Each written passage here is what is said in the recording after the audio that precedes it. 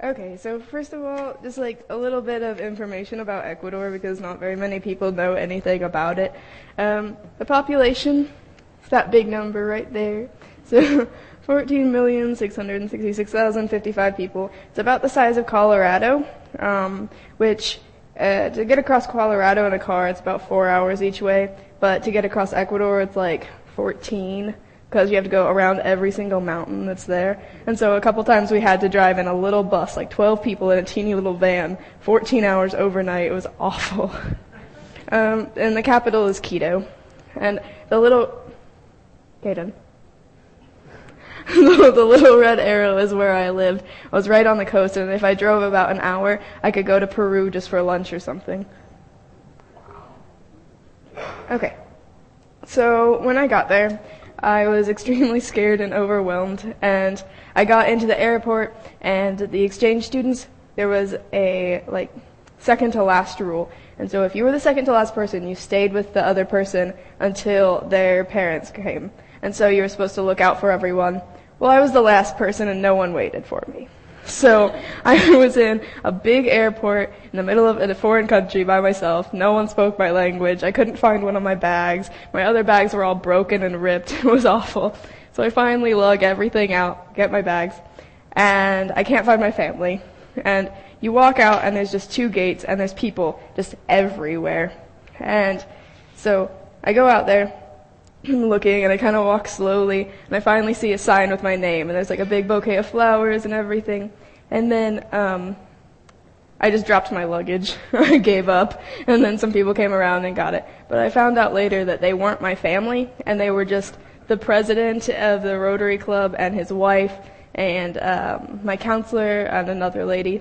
And so we all piled into the back of their vehicle, and I sat in between two ladies who I'd never met before at midnight, and they were like, "You can sleep if you want to," but I was in between them, and I didn't want to sleep, and so I kind of put my head down, but it didn't work out very well.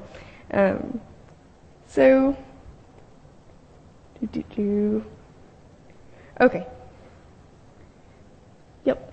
So I got down there, and I met my first family after about a week, and they were nice. They are in top right corner. I was with them for the first 4.5 months, I think. So I switched right before Christmas. In the left corner, those are my sisters and a cousin, and they're from my second family. And I stayed with them for just 2 months. And I got along with them really well, and I went back to visit them all the time, and I stayed at their house a lot, because we just clicked.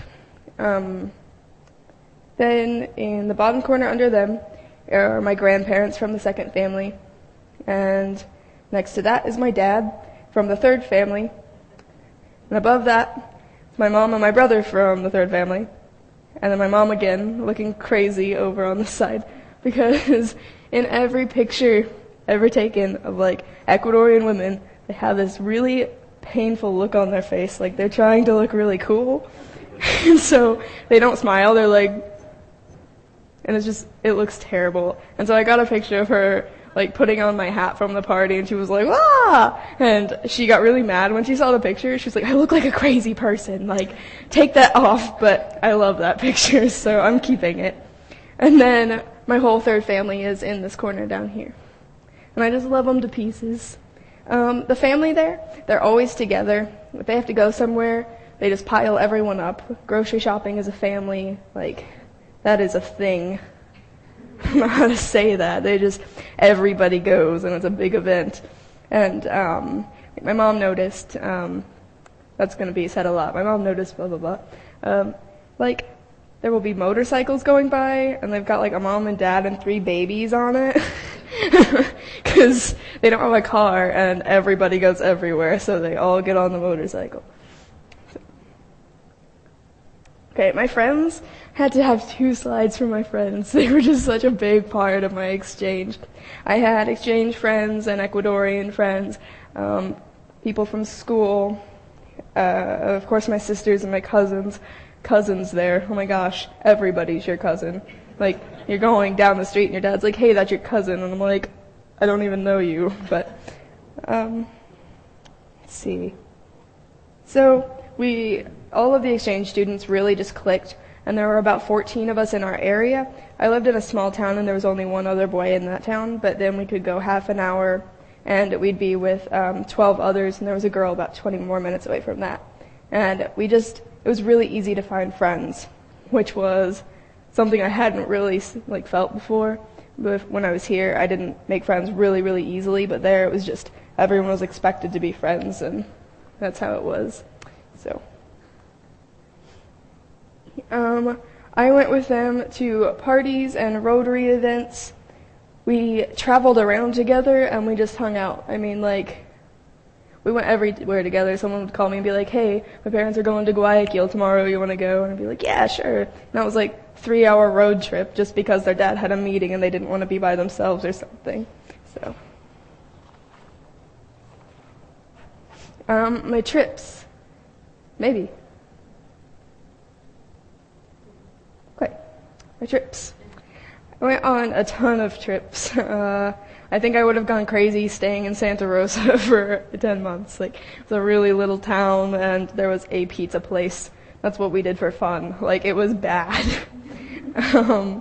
The first trip that I went on, it is not corner there. It was language camp, and we went for, I think, a week. And we were supposed to learn more Spanish, but our Spanish teachers would be like, let's go play soccer instead. So we didn't really get a lot done there, but it was fun and we got to meet everyone. Then I went to Monabi, which is in the bottom left corner, and that was just a beach trip. Just a beach trip, and I don't really think we did a lot on that trip. I don't know. We just went to beaches a lot. Then in the top left corner, we went to the Amazon rainforest, and that was awesome.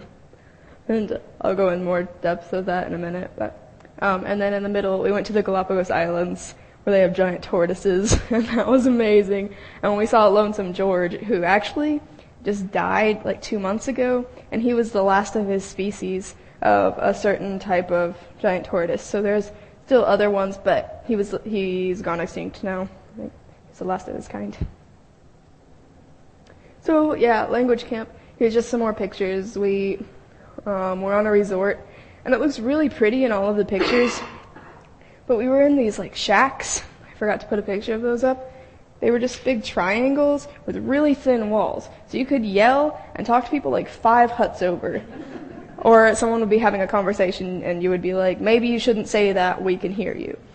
So, yeah.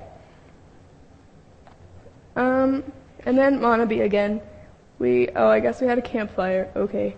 But we just went to a lot of beaches.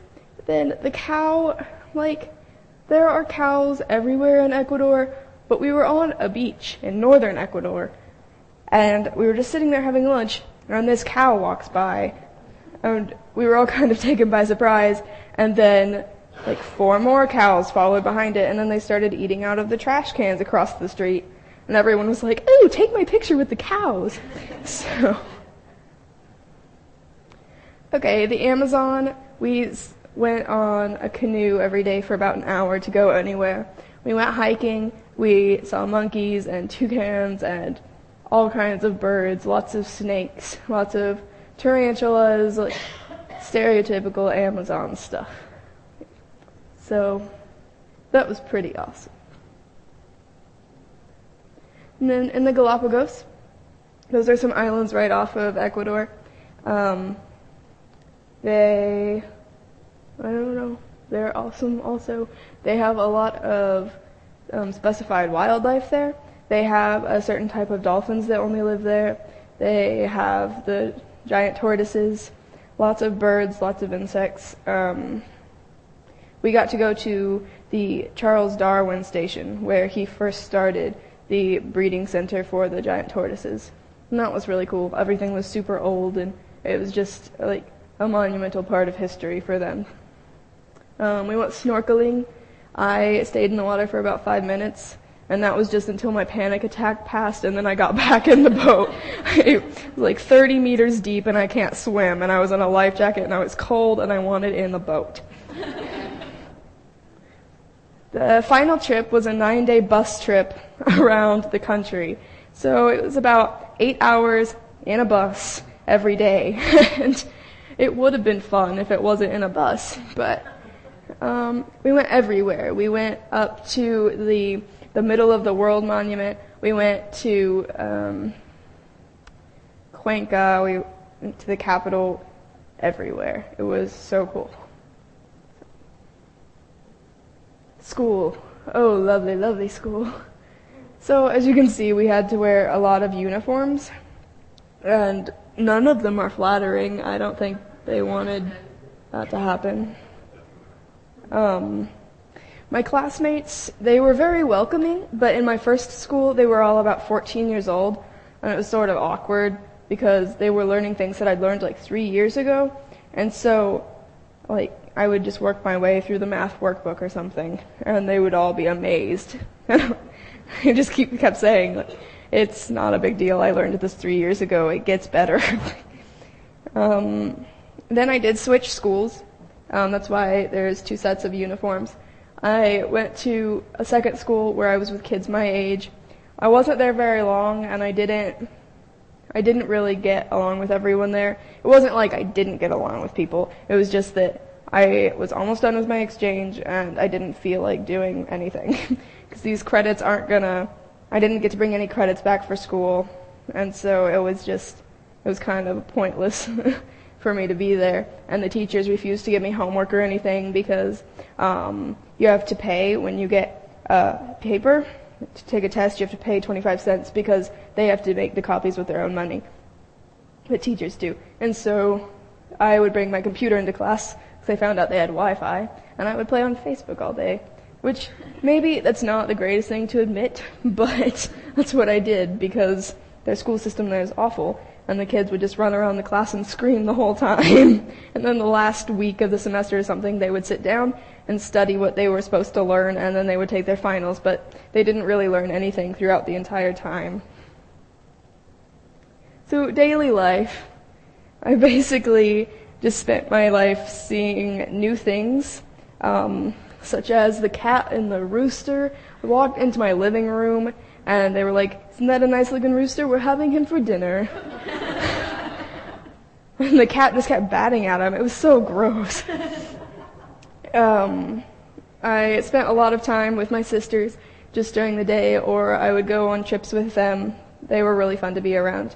And I was marveling at the new things that I found, like the grape in the middle. That's a giant grape. Grapes are not supposed to be that big. I sent that picture to my mom, and I was like, "Look at their grapes here. They're huge." You can drink yogurt there. They don't eat it with a spoon. It's like liquidy, and you drink it, and it has chunks of fruit in it. And I drank it, and I didn't like yogurt here, but okay. So, yep. The holidays, they were so different. I didn't think it could possibly be that different. I mean, Santa's blue. That's not okay. So, I got a picture with blue Santa because that was weird. And then in this corner, or on the side, I guess over here, that's Thanksgiving. They don't celebrate Thanksgiving there. I remember Thanksgiving distinctly because I sat by myself at a giant table because everyone was out somewhere, at school or work or something, and I ate plain chicken and white rice. And I was like, "It is Thanksgiving. What are you people doing?"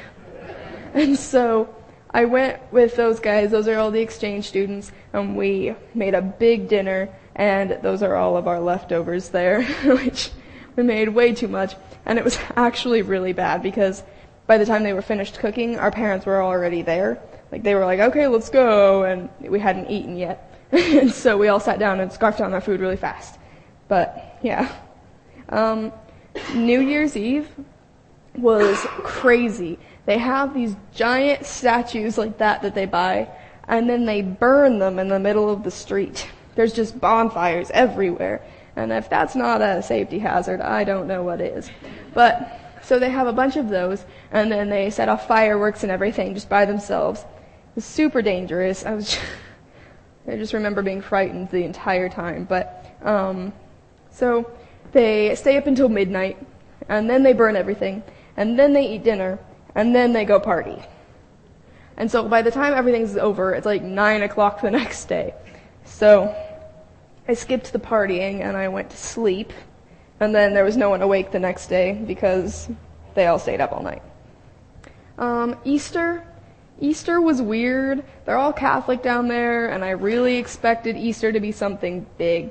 And they celebrate Holy Week. And they did nothing for Holy Week. My family didn't. And my family was actually out of town, and I didn't want to go with them, so I went to my second family and stayed with them, and got my new Easter dress because that's what I do every year. I get a new Easter outfit. And so I put it on and I went out and I was like, yeah, let's go to church. Like, church is across the street from their house. They were like, no, it's Sunday. We're going out to lunch. We go out to lunch every Sunday. I was like, what? So we went out to lunch for Easter and they never mentioned it again and we did nothing. And so that was really disappointing. And actually, church, I went for about 10 minutes in the first 2 months of my exchange. That was it. No one went to church. My host mom and my third family, I think, sometimes she would mention it, like, oh, I gotta go to church today. It's the third Friday of the month or something. And she'd go at like 4:35 in the morning. I was like, I'm sorry, I didn't know you went this morning because I wasn't awake. So, yeah. Birthdays. Birthdays there are crazy. I forgot. I was supposed to change that picture and I forgot. There's a lot of family and friends and they had a DJ there and everyone danced. And then, as you can see on this sign over here, your face gets smashed in the cake. That happens every time they go, ooh, bite the cake, bite the cake. It's like, it's your first bite of your new year. I don't know how to translate that at all. But, so you're supposed to pick up the cake and you take a bite out of it and whoever's standing behind you is supposed to smash your face in the cake and everyone always sees it coming. So I had my hands up like my hair. But, and on the top, that's how it's supposed to work. He has stuff all over his face. But my cake was covered in fondant. And when my face was smashed into my cake, it didn't break. So there was a little dent in it, and I was holding my nose like this afterwards. I was like, guys, I think I broke my nose. And there was just a teeny little dent, and my face got so smashed in it, and it was not pleasant. The food there. It's delicious. I have nothing bad to say about the food there. I ate some weird foods, and I do feel like that's what you would rather know about than what I ate on a daily basis. In the left top corner, it's called chancho. It's just pork on a stick. Thank you, Caden. That's helpful, actually. Okay. So they just roast the pig like that. And it's kind of intimidating the first time you see it. And then, like, my host dad would go up to it and, like, pick its skin off and just eat it. I didn't understand that, but it was delicious. In the top middle, that's actually llama. We don't eat that on a daily basis, but on the final trip we went to a llama farm and they told us that we should eat it because it was a new experience. And it's like a delicacy. It's not something you should eat on a daily basis. Up in that corner, that's ceviche, and it's not normal ceviche. It's like, ceviche is, they take lime juice, just straight limes. They just squeeze all the limes in there, and then put raw seafood in it, and the limes cook the seafood. All of the acid in it just cooks it. And I was kind of, like, wary about putting that in my stomach at first, because that couldn't be a good idea, but that's actually clam ceviche, and I just thought that was delicious. My mom was like, I'm not touching that. She ate it with shrimp. It looked much more normal. Actually, her meal was in the middle. It's just fried fish and french fries and rice. It's very standard. On the left, there is cuy, and it is guinea pig. and it's actually pretty tasty, even though you're probably thinking that's nasty, but it was pretty good. It doesn't taste like anything, you can be like, it tastes like chicken, but it doesn't. It tastes like guinea pig. So, and then on the other side, that's actually ostrich. There was an ostrich farm in my town, and we went there, and I got to eat that, and it was like beef. It was also really good. And then at the bottom, those are just typical foods: chicken, shrimp, rice, prawns, that we would eat on a daily basis because it was all local. Their expenses there, their food is really cheap. You can go out to dinner and you can get rice and beans and meat, and it's about $2. That's very, very cheap. And if you go to like one of the fancy restaurants, they were like, "Ooh, there's a new restaurant. It's so expensive. It's like $5 per plate." And so, their living expenses are very low, and their gasoline prices are like $1.50 per gallon, very low. And so they don't spend a lot of money on anything, and that's how they can be extremely wealthy. Like, I can say that I lived with a very wealthy family, but it's because they don't spend money on anything else, so they have plenty of room to flaunt it. Our housing, I got a lot of comments before I left from classmates, like, "Ooh, you're gonna go live in a teepee. Ooh, you're gonna go live in an adobe shack." Like, those are my houses. The first house is on the left. It was more tall than anything. It was 3 floors, kind of. It was like 2 floors and a roof, but my room and my bathroom were on the roof. And then all of the bedrooms were in the middle, and then there was that living room and a kitchen on the bottom. And then at my second house, I don't really have pictures of it because it was too dark to take pictures of. And it was just, we lived on the bottom, and it was really, really small. It had 3 teeny little bedrooms and a couple little bitty bathrooms, and it was just really cozy because everything was made out of real wood, and I wasn't used to seeing that because everything was concrete and plaster. And so it was just really nice. And then my aunt and cousins lived on the top floor, so we could just go up and down stairs, but it was 2 separate houses. And then my third house is these 2 pictures, and it was a change from my second house because I thought about it beforehand, and I think it had like 8 bedrooms and 12 bathrooms, and then that pool is in the middle of it. So it was definitely a change, and I felt bad for the other student who was switching with me because he went from that to this teeny little bitty house, and I went from the teeny one to the giant one. There are bamboo shacks there, but it's for people who don't have like employment, and they just can't afford to have regular housing. But that's really uncommon for like a lot of people to live in those. It's just when you're driving through the country, there are really, really small bamboo shacks that people live in. The plumbing is really bad. Like, you couldn't put toilet paper in the toilet, or the toilet would just like explode. Just water would go everywhere. And so at language camp, I was with 2 girls, and we screwed that toilet up, and we didn't speak Spanish, and so the housekeeper would come in to clean everything, and we couldn't communicate to her that the toilet was broken, and our water was cold, and like we messed everything up. Okay. Animals were a big part of everything. And the monkey and the snake are not like crawling in my room or anything. They are in the Amazon or at the beach. Where I lived, the rodeo was a big thing. There were horses everywhere. There were cows everywhere. Those cows were actually in the back of our truck one morning because we had to go pick them up for some reason. Or you'd be driving and there'd be cows just like roaming the sides of the road, or people leading them. My favorite was one time I was leaving school in the school bus, and we had to stop for like 20 minutes because there was a baby cow in the middle of the road and it wouldn't move. And it was more of a dirt path than anything, so we could not get through. And that was interesting. And then there's the normal pigs and farm animals and things like that as well.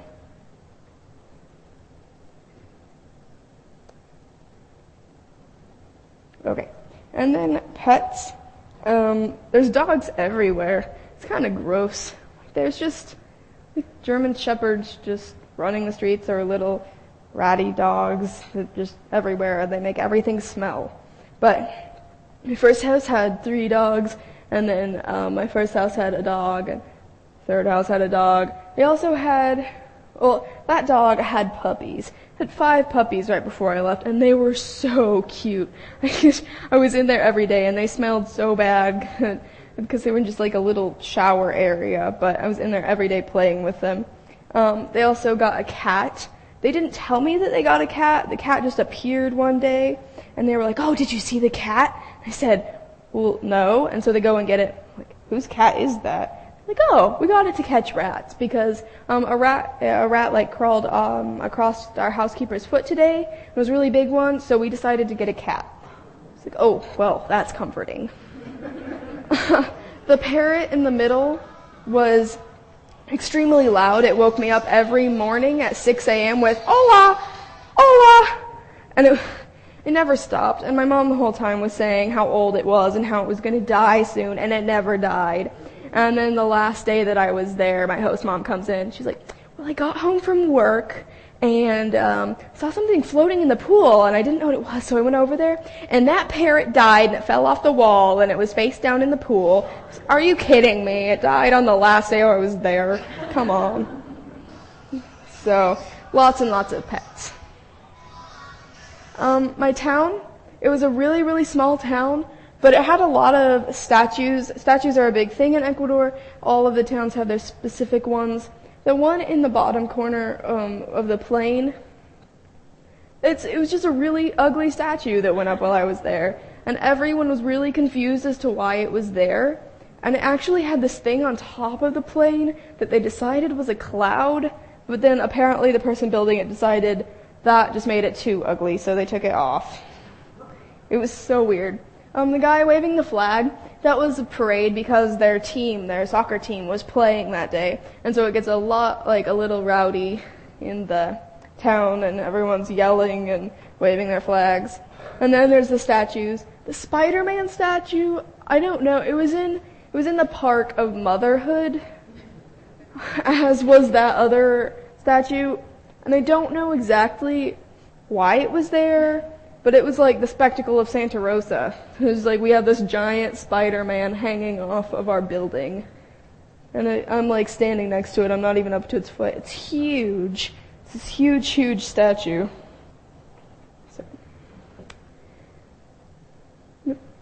Social classes. I did stay with the wealthiest families, but even then, it was a really poor town.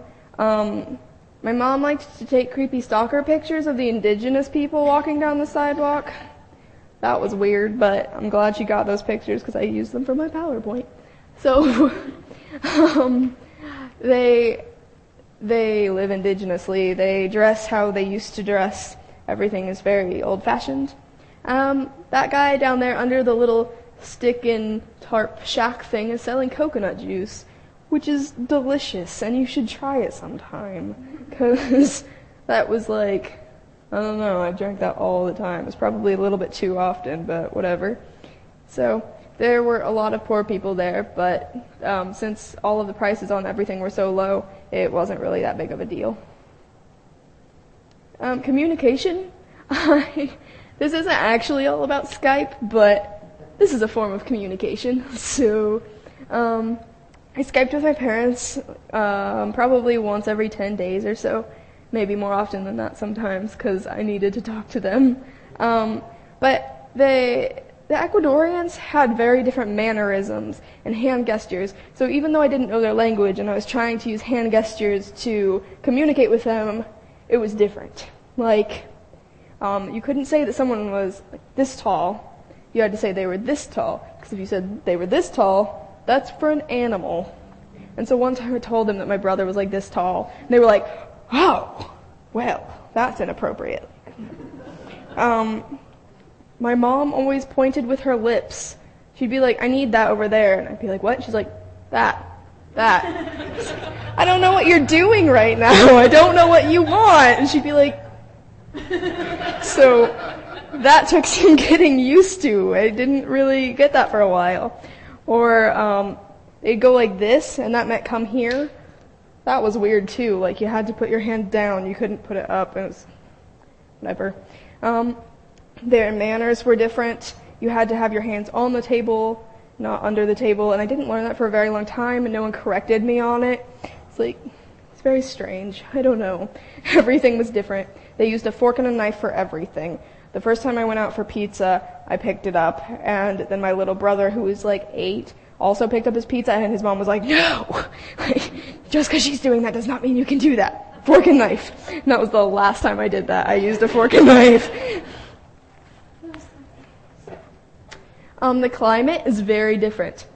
In the north and in the mountains, it's freezing. Like, there's a snow-capped mountain there. It was so cold. And then it was hot enough in the Amazon and where I lived to get up to 100 degrees sometimes.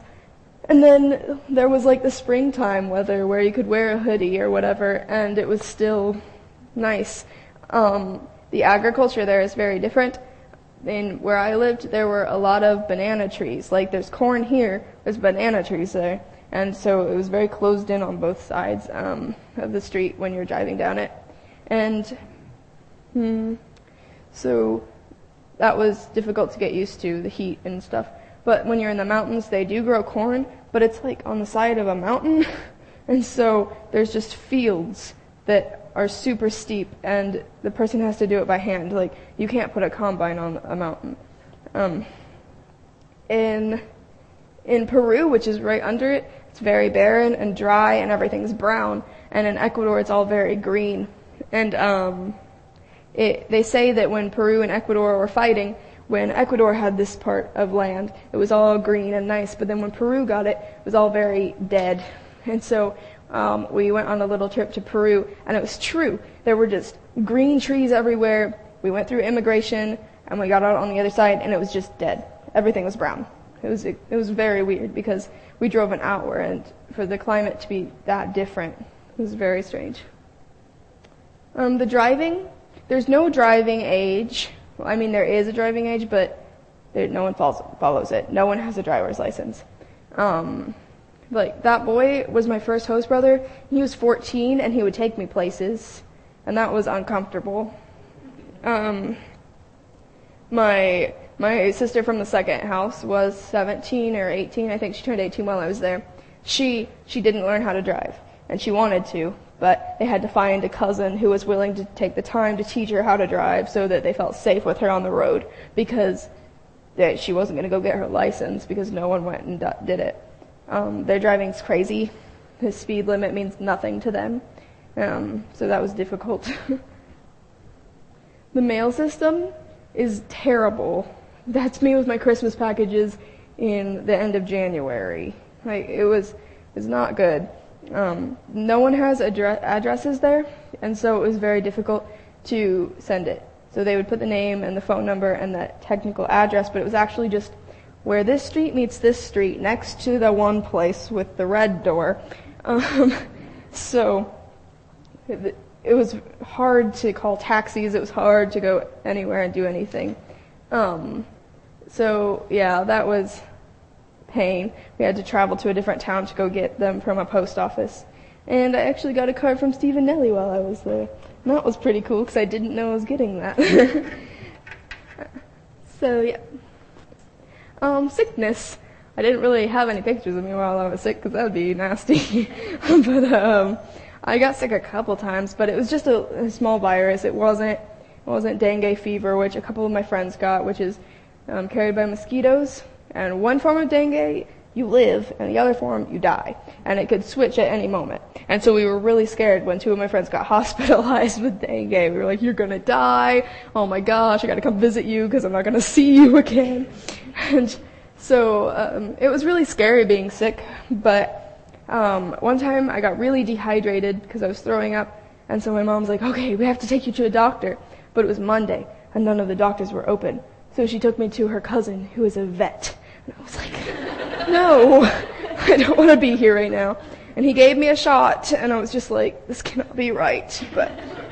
And actually, all of my friends had come over the night before just because I didn't want to be all by myself while my parents went out of town.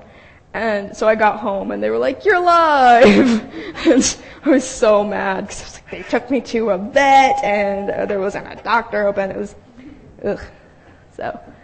So the contrast from beginning to end, I'll just go through this really fast. My bubble, when I left, was like arm's length. I didn't want to touch you. I didn't want you sitting next to me. I just wanted you over here. My mom says when I came home, I didn't know what a bubble was, and I was just all over everybody. Before, I kind of thought before I spoke, and I don't really anymore. I speak a lot more bluntly, and if it's on my mind, I'm just going to tell ya, which sometimes I feel kind of bad about after it comes out. But, so, before, I had a high need for privacy, and afterwards I had no need for privacy. I mean, after your host parents just walk in your underwear while you're getting dressed a couple times, you just get over the privacy thing. And my host mom would just walk in and just carry on the conversation she was going to have anyway. It didn't faze her at all. She'd just not knock and walk in. And if it was locked, she had her key with her, and so she'd unlock it and walk in and be like, "Have to tell you, we're going somewhere later." And I was like, okay, cool. Obvious one, English and Spanish. I am bilingual now, which is awesome. Before, it was a lot of t-shirts, and now they broke me. I'm a little bit dressier because they would put on jewelry and their makeup, and they'd do their hair, and they'd be like, "We're going grocery shopping." My mom wore heels everywhere. We literally went to get a pizza at like 11 o'clock at night, and we were all in our pajamas, but my mom was like, "Hold on, I have to get ready." And she had her heels on, and her makeup was all done, and her jewelry, and that was weird. Flats and 3-inch heels, and now I've got my 6-inch platform heels. Those are cool. I like those. My mannerisms before were different. And now I'm kind of like, I do the whole like, "Come over here for a second. Come here." Or like, yeah. Which gets me in some trouble because everyone's like, "Stop doing that. That's weird." And then before I left, I had a mom, a dad, and 2 brothers. And now I have over 6 moms, and over 5 dads, a crazy number of siblings, cousins, aunts, uncles, grandparents, like whatever. I've got all of them in a mass amount, and it's amazing, and I miss them so much. But my mom's, it was very difficult to get away with anything, because if one mom wasn't there, the other one was, and they were more than willing to flick you in the back of the head if you did something wrong. And the night before my birthday, we had a Rotary meeting, and it's very traditional to do a daddy-daughter dance, and my dad wasn't there, but my mom was. And so all of the guys from Rotary took turns dancing with me during the daddy-daughter dance, and that was so nice. I was super embarrassed, but it was so nice. And then I always had someone to hang out with, because I had so many cousins and so many siblings, and it was great. And so many siblings, and it was great. And so many siblings, and it was great. And so many siblings, and it was great. And so many siblings, and